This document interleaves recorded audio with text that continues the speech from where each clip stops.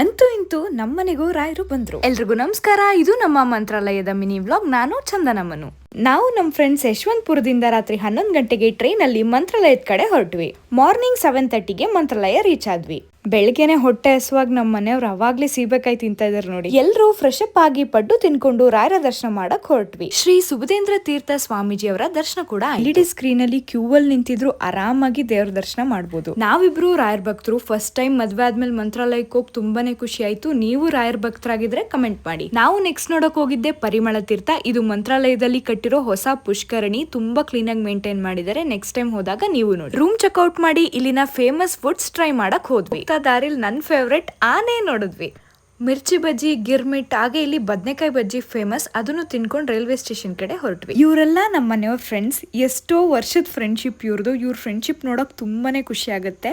ಇವ್ರಿಗೆ ಯಾರ ದೃಷ್ಟಿನೂ ಬೀಳದೆ ಹೀಗೆ ಇರ್ಲಿ. ಇವ್ರ ಗ್ರೂಪಲ್ಲಿ ನಾನು ಒಬ್ಳಾಗಿರೋದಕ್ಕೆ ನಂಗೆ ತುಂಬಾನೇ ಖುಷಿ ಇದೆ. ಮಾರ್ನಿಂಗ್ 4:30 ಬೆಂಗಳೂರು ರೀಚ್ ಆಗಿ ಅವ್ರಿಗೆಲ್ಲ ಬಾಯ್ ಮಾಡಿ ನಾವು ನಮ್ಮ ಮನೆ ಕಡೆ ಬಂದ್ವಿ. ನನ್ನ ಫಸ್ಟ್ ಮಿನಿ ವ್ಲಾಗ್ ಹೇಗನ್ಸ್ತು ಅಂತ ಕಮೆಂಟ್ ಮಾಡಿ. ರಾಯರು ಎಲ್ರಿಗೂ ಒಳ್ಳೇದ್ ಮಾಡ್ಲಿ. Thank you.